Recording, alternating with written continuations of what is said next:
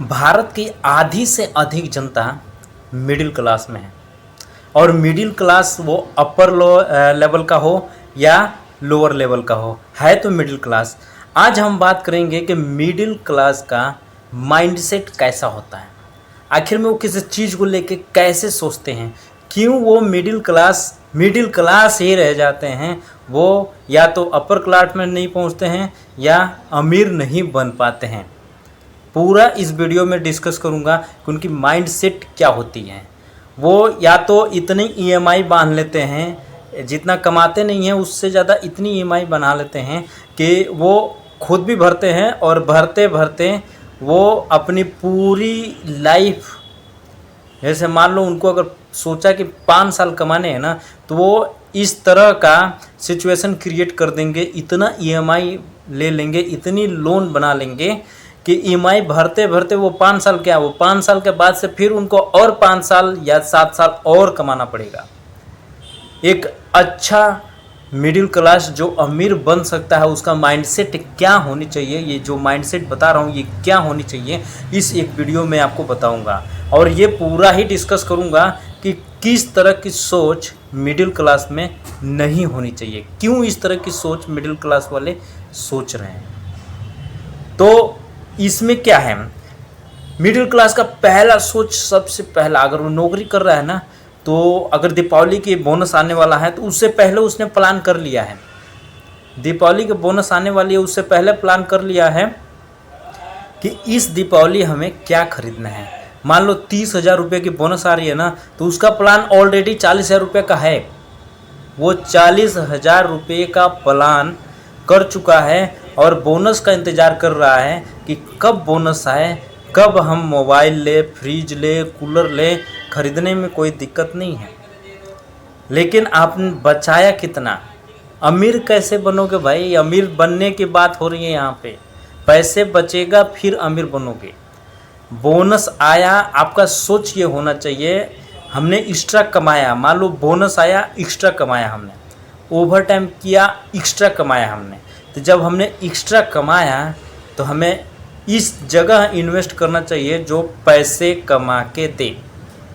और हम प्लान किए हैं कि हम या तो बाइक लेंगे, या तो मोबाइल लेंगे, नहीं तो फ्रिज लेंगे, नहीं तो कूलर लेंगे, क्या ये पैसे कमा के देंगे? अगर नहीं देंगे तो थोड़ा रुको और मेरा वीडियो देख रहे हो तो सोचो थोड़ा कि क्या मैं जो पैसा लगाने जा रहा हूँ, जो मैंने एक्स्ट्रा कमाया, ये पैसे तो आपके थे नहीं। मान लो आपकी सैलरी 30,000 रुपये है, 40,000 रुपये है, कोई प्रॉब्लम नहीं है, 30,000 40,000 रुपये है, ये आपकी सैलरी है, आपको पता है कि हर महीने मेरी इतनी सैलरी आएगी। लेकिन आपने एक्स्ट्रा काम किया, आपको एक्स्ट्रा पैसे मिले, आपने ओवर टाइम किया या दीपावली के बोनस आए, आपने एक्स्ट्रा मतलब काम किया, कंटिन्यू काम किया, इसलिए आपको मिला। जब मिला तो उस पैसों को आप इस जगह इन्वेस्ट करो ना, ऐसे जगह इन्वेस्ट करो जहाँ से लगे कि अब पैसे के बदले पैसे इससे निकलेंगे, मतलब मिलेंगे। ईएमआई लेना कोई गलत बात नहीं है, लोन लेना कोई गलत बात नहीं है, लेकिन लोन तब लो जो चीज़ आप खरीद रहे हो उससे पैसे बने, मतलब पैसे निकले, फिर लोन लो, ईएमआई बांधो, कोई प्रॉब्लम नहीं है, क्योंकि वो ईएमआई इसलिए लिया गया है जिससे आपका बिजनेस आगे बढ़ेगा। ये सबसे कॉमन प्रॉब्लम है और सबसे ज़्यादा नौकरी पेशा वाले लोग ये काम करते हैं।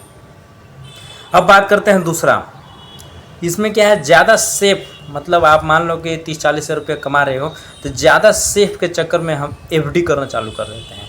एफडी पे ब्याज मिलती कितनी है, 6, 7, 7.5, बहुत कंडीशन में 8, सबसे ज़्यादा 8, इससे ज़्यादा नहीं मिलता है। और वो भी मान लो कि आपने पैसा लगाए 10 साल, 15 साल, 20 साल के लिए लगा दिया, पैसे आपके पास पैसे हैं, लगा दिया, वो भी आपका इन्फ्लुएंसर में चला जाएगा। 15 साल 20 साल के बाद से जो पैसे मिलेंगे उस पर सरकार की टैक्स कट जाएगी और महंगाई इतना ज़्यादा हो गया रहेगा कि इतने पैसे आपको बन नहीं पाएंगे। तो ज़्यादा सेफ के चक्कर में ये प्रॉब्लम होती है।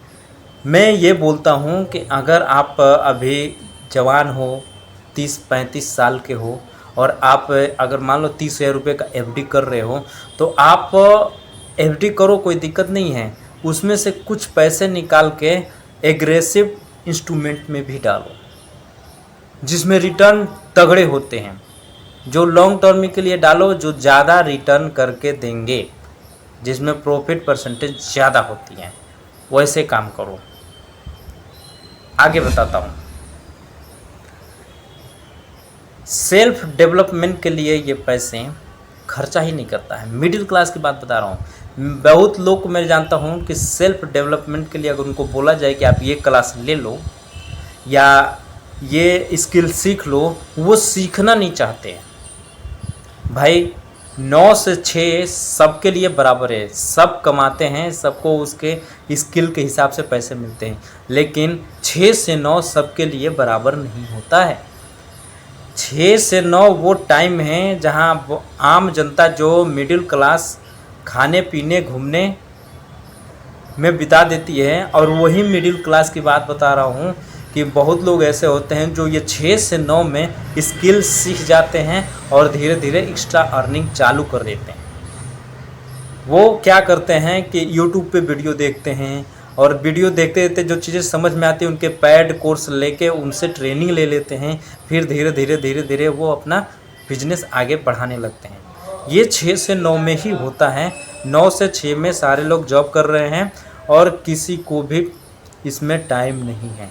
हाँ, ये बोलो कि हम शिफ्टों में काम करते हैं, हम सुबह जाते हैं, हमारी नाइट शिफ्ट है। आप अपने हिसाब से डिसाइड कर लो कि आपको टाइम कब मिल रहा है कोई चीज़, कोई स्किल सीखने के लिए। आगे बात करते हैं। मिडिल क्लास का सबसे ज़्यादा प्रॉब्लम क्या है? अपने घरों में फाइनेंशियल प्लानिंग को लेके कोई भी डिस्कस नहीं करते।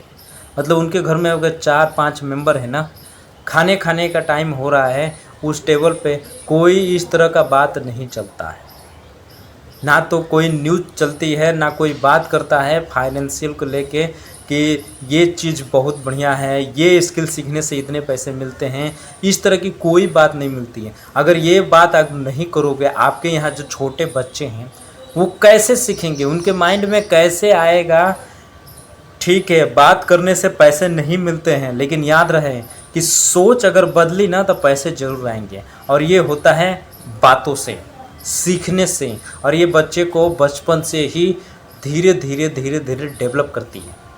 तो खाते टाइम आप एक साथ बैठ के खाए घरों में और फाइनेंशियल प्लानिंग को लेके ज़रूर बात करें। कोई न्यूज़ देख रहे हैं, न्यूज़ में बात करें कि किस तरह की न्यूज़ है, इसमें किस तरह का इन्वेस्ट करना चाहिए, क्या रिएक्ट करेगा मार्केट। जहाँ भी आप इन्वेस्ट करते हो, मैं कहीं आपको रिकवर नहीं करूँगा, आप जहाँ भी इन्वेस्ट करते हो आप उसके बारे में ज़रूर बात करो। और बात करोगे, बच्चे सुनेंगे, वो भी थोड़ा समझेंगे। बचपन से सीखते रहेंगे तो आगे चल के ज़रूर सीख जाएंगे। आगे बात करते हैं। इंश्योरेंस, जितने भी मिडिल क्लास के लोग हैं इनके पास, सबके पास इंश्योरेंस लगभग होता है। और ये इंश्योरेंस इस तरह का चूज करते हैं जो गलत होता है। इंश्योरेंस कभी भी इन्वेस्टमेंट का कोई विकल्प नहीं है। आप एक बार सुन लो, मिडिल क्लास लोग कैसे इन्वेस्ट करते हैं, इंश्योरेंस कैसे करते हैं, कौन सा प्लान लेते हैं, मैं बता रहा हूँ। ये प्लान वो लेते हैं कि इसमें पैसे डालते जाएंगे और 5 साल, 10 साल, 15 साल, 20 साल में इसमें से कुछ पैसे इनको वापस मिल जाएंगे। ये महंगे पड़ते हैं और ये इंश्योरेंस सही नहीं होते हैं। इंश्योरेंस के लिए ये इंश्योरेंस टर्म प्लान हो गया, जो सस्ते में 50 लाख, 1 करोड़, 2 करोड़ का प्लान रिकवर करता है। अगर इतने का अगर रिकवर करने के लिए आप जो अभी लिए हो, अगर लेने जाओगे ना, तो आपको ज़्यादा पे करना पड़ेगा। 50,000, 60,000, लाख तक रुपया तक आपको पे करना पड़ेगा। लेकिन टर्म इंश्योरेंस या हेल्थ इंश्योरेंस, जो इन्वेस्टमेंट का कोई प्लान नहीं है, ये एक्चुअल में इतना देता है, करोड़ों का, 1 करोड़, 2 करोड़, 5-5 करोड़ का, 50 लाख तक का देता है। पैसे कम लगते हैं, लेकिन इसमें इन्वेस्ट करना राइट है।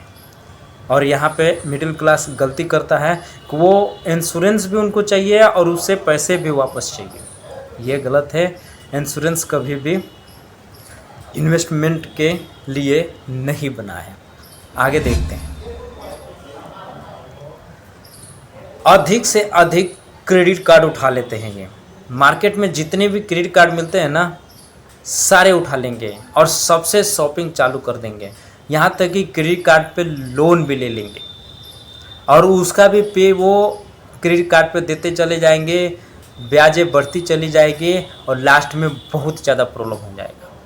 और वो उसका EMI बांध के वो मर मर के 2-4 साल, 5 साल, 7 साल में धीरे धीरे भरेंगे।